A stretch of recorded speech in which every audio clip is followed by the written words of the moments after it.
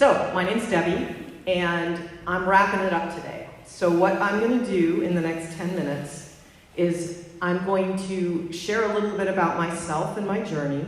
I'm going to talk a little bit about the city of San Francisco, and then I'm going to bring it back to you to do an interactive exercise. You've been doing a lot of listening today, and what you're going to hear in my 10 minutes of remarks are going to surface a lot of themes that you've heard about, because you've heard from so many inspirational people. I'm incredibly inspired and awed, and we're all kind of coming from a similar place.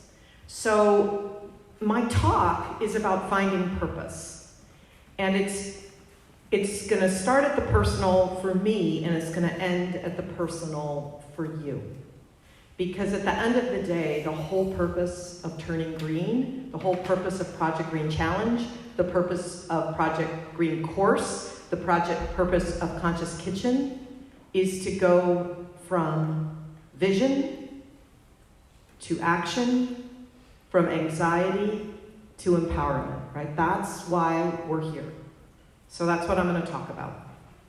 So climate change is here, and we know it's caused by humans. These orange skies in San Francisco were because of wildfires 200 miles away that were impacting the air quality of San Francisco. And in fact, San Francisco had the worst air quality on the planet during these wildfires. So we know climate change is here, and we know what's causing it. Next slide. The thing about climate change is there's really no mystery about what we need to do in order to solve it. This is not magical thinking. We know exactly what we need to do to get off of fossil fuels. Next slide. And because humans are the cause, humans are going to have to be the solution. And that means each one of us is going to be a point of inspiration for the humans around us. Next slide. But of course, this responsibility of humans solving this and us being that point of inspiration can lead to great anxiety, and that's what you just heard about, was this challenge of eco-anxiety and how it can make us want to crawl into a hole and give up. But we know the antidote to anxiety is action. So, next slide. So I found my purpose and my way of instilling action to be at the local government, to be within government. And you've heard a lot of different places where people have found their locus of action, but mine was in government. But it didn't start that way. I certainly didn't know when I was an undergraduate that I would end up in government. So I want to just talk a little bit about that windy path of how I ended up where I am in what I consider the best job on the planet. Next slide. So I started my journey. I grew up in Southern California. My dad is a physicist, professor at university. He was at UCLA at the time. And so I grew up just really believing that science had all the answers, and that the highest kind of job would be to be a professor, just like my dad. So I went straight from an undergraduate degree at UC Berkeley to graduate school in a PhD program. I wasn't even going to get a master's. I'm going to go straight to be a PhD at UCLA. Next slide. And what I ended up doing was science. I ended up physiological ecology. That was studying how plants evolved in their environments. And I realized after 3 years that I was miserable, that I actually didn't like doing science. And here were the 3 ways I knew that. Number 1, when I went home at night, I wanted to read novels, not scientific papers. The second was, I liked all of science, not just this super little narrow thing that my PhD thesis was on. And third, I wasn't willing to go wherever the job was. And if I wanted to be a professor in physiological plant ecology, I might have to go to some town in some state where I had no interest in being. But I realized, when I was 24 years old, I realized if I said any one of those things out loud, I wouldn't be a serious scientist. And for me, that was horrifying, not being a serious scientist. So I did the hardest thing I've ever done in my life. Since that time, I quit, and that's the word I used at 24. I'm a quitter. I quit my PhD program, and I set out to figure out, who am I? What am I going to do now? I told my dad, and I was crying so hard he thought I was dying of cancer, but instead I was just leaving the PhD program, but I was letting him down. And so I had to figure out, who am I now? What am I going to do? Because I had such a narrow view of what I needed to do in life. And so I tried different jobs, and I discovered something really significant about myself. Next slide. And that is, I didn't want to do science. I wanted to use science. And I wanted to use science to heal the planet. And when I realized that is what I needed to do, then it helped me focus and decide what kind of jobs made sense, because they helped me use science to heal the planet. So I tried a lot of different things. I taught high school, I worked at a science museum, and then, next slide, at the age of 33, so for all of you in your teens and 20s, it took me till I was 33 to figure out that the place for me was government. And after several government jobs, I landed in the city of San Francisco.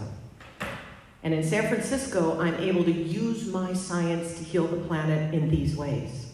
We use science to get toxic chemicals out of consumer products. We do that voluntarily by awarding nail salons for being healthy nail salons and helping them substitute. We use the lever of our own purchasing, so we buy things that are less toxic or lower carbon footprint. We pass laws that ban phthalates in children's products, that ban styrofoam, lots of different things that we can do at the government level to get toxic chemicals out of consumer products. Next slide. We work towards zero waste. We have the best zero waste program probably in the country. Why? Because we pull all the levers. We make it cheaper to recycle and compost than to put in the black bin. We focus on reuse. We work with restaurants to get rid of single-use plastics. We ban things that we can't recycle. So like the worst, and then we invest in infrastructure so that we can recycle more. So we're looking at all of the pyramid, the supply chain, all of our levers, and government was a place where we can pull them all. From education to mandates. We have the ability to make change. Next slide. And of course, we're working to be an all-electric city operating on 100% renewable electricity. So last year, we banned the use of natural gas in new construction. Every new building starting in January of 2021 that is built in the city of San Francisco will be all electric, operating on 100% renewable electricity. We can do it, right? Why? Because natural gas was not necessary. There are alternatives, and we had the ability to stop arguing with the fossil fuel industry and take action. So we did this based on science, we did it based on evidence, and we did it from our hearts. And this is something you heard from JP. It's important to do it from your heart. Next slide. Because at the end of the day, none of this matters if we're not supporting community. Whether it's getting toxic chemicals out of consumer products, getting to zero waste, getting off of fossil fuels, we do it for community. Pope Francis said we have to listen to the cry of the earth and the cry of the poor. So everything we do in San Francisco is done with equity in mind, to make sure that those most impacted from climate change are not held responsible for fixing it, but it's our responsibility to take care of them in everything we do. Next slide. So you, here today, are contemplating your future. And you're listening to all these inspiring people, and you're thinking about this incredible journey you're on with Project Green Challenge, and you're asking yourself, where do I fit in? It's a big world out there. There are so many jobs, so many places that you can make a difference. But how do you even start? It can be very overwhelming. I just remember being so envious of the pre-meds at college, or the pre-law, or the public accounting people want to be CPAs. They seem like they knew exactly what they were going to do. But I'm saying to you, you're not expected to be in that place right now. There is no way you know what your purpose is today. And your job is to approach life with curiosity, with passion, and with a little bit of fearlessness to take risks. So next slide. So I'm going to introduce you to something, and this is what our activity is going to be. Not everyone is going to leave this room knowing their purpose. I'll just tell you that right now.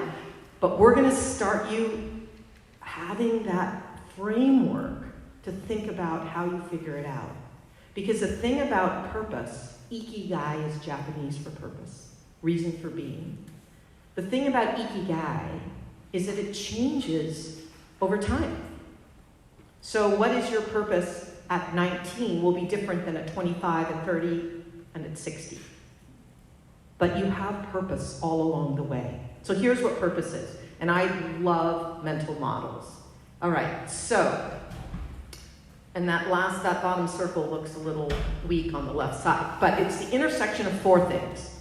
What you love, what you're good at, what you can get paid for, and what the world needs. So ikigai, purpose, your reason for being in this world, is the intersection of those four things.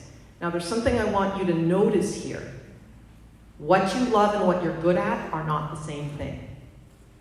There's an overlap, right? Like you may be really good at data crunching, and you could sit in front of a computer and be really good in your courses to make graphs, but you don't love it. It doesn't make your heart sing.